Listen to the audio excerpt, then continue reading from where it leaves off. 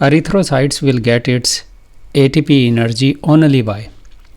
As we know that erythrocytes or red blood cells do not have their mitochondria in them. इस वजह से कि इनका काम होता है ऑक्सीजन ट्रांसपोर्ट, और ऑक्सीजन ट्रांसपोर्ट उसी वक्त ये कर पाएंगे अगर इनमें माइटोकॉन्ड्रिया प्रेजेंट नहीं होंगे। अगर माइटोकॉन्ड्रिया प्रेजेंट हों तो ज़ाहिर है ऑक्सीजन ट्रांसपोर्टेशन का फंक्शन जो है वो पॉसिबल नहीं, क्योंकि माइटोकॉन्ड्रिया फ़ौरन सारी ऑक्सीजन कंज्यूम कर लेंगे। इस वजह से माइटोकॉन्ड्रिया में होने वाले सारे प्रोसेसेस तो इनमें नहीं हो सकते। तो ज़ाहिर है क्रेब्स साइकिल वाला ऑप्शन बिल्कुल भी ठीक नहीं, क्योंकि माइटोकॉन्ड्रियन में होता है, इलेक्ट्रॉन ट्रांसपोर्ट चेन भी माइटोकॉन्ड्रिया में होता है, और हेक्सोज मोनोफॉस्फेट शंट जो है ये भी पॉसिबल नहीं। उसकी वजह ये नो डाउट ये साइटोप्लाज्म में होता है, लेकिन इसमें एटीपी जनरेशन और एटीपी कंजप्शन जो है वो बराबर होती है, तो कोई फ़ायदा नहीं है सेल को ये हेक्सोज मोनोफॉस्फेट शंट अकेला यूज़ करने। यहाँ पर हमारा करेक्ट ऑप्शन आ जाएगा ग्लाइकोलिसिस के। ग्लाइकोलिसिस के प्रोसेस में ही एरिथ्रोसाइट्स या रेड ब्लड सेल्स जो हैं वो एनर्जी ऑब्टेन करते हैं। Mesosomes are the part of.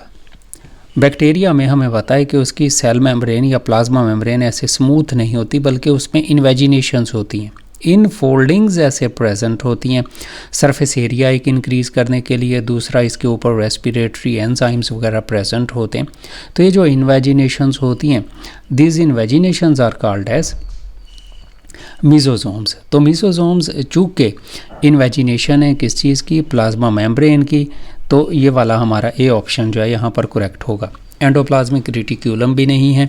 हमें पता है प्रोकैरियोट्स ऐसे ऑर्गेनिजम्स होते हैं जिनमें मेम्ब्रेनस ऑर्गेनेल्स प्रेजेंट नहीं, स्पेशली एंडोप्लाज्मिक रेटिक्यूलम भी प्रेजेंट नहीं है, लाइसोसोम्स भी प्रेजेंट नहीं है, और गोल्गी ऑपरेटस भी प्रेजेंट नहीं होते। तो मेम्ब्रेनस ऑर्गेनेल्स इनमें एब्सेंट होते हैं, तो प्लाज्मा मेम्ब्रेन इसका करेक्ट ऑप्शन आ जाएगा।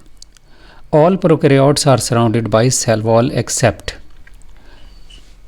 मिथेनोजेना।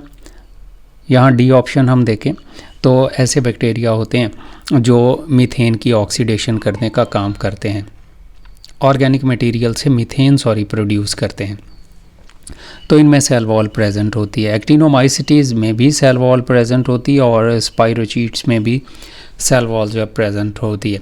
माइकोप्लाज्मास ही ऐसे बैक्टीरिया होते हैं जिनमें सेल वॉल प्रेजेंट नहीं होती। यही वजह है कि ये फिर सेल वॉल की डिग्रेडेशन करने वाली एंटीबायोटिक्स जैसे पेनिसिलिन है, तो पेनिसिलिन वगैरह को रिस्पॉन्ड नहीं करते या उसके लिए रेजिस्टेंट होते हैं due to the absence of the cell wall. तो इसका ऑप्शन हमारा आ जाएगा ये ए। नेक्स्ट हम देखें तो enzymes hydrolysing bacterial cell wall.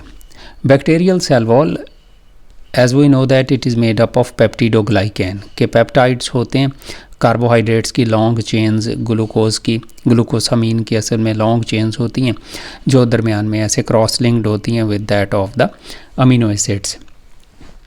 तो लाइसोसोम्स तो ऑर्गेनेल्स हैं जिनका काम होता है हाइड्रोलिसिस करना। इनमें एंजाइम्स प्रेजेंट होते हैं हाइड्रोलिसिस वाले, और ये सिर्फ यूकैरियोट्स में प्रेजेंट होते हैं।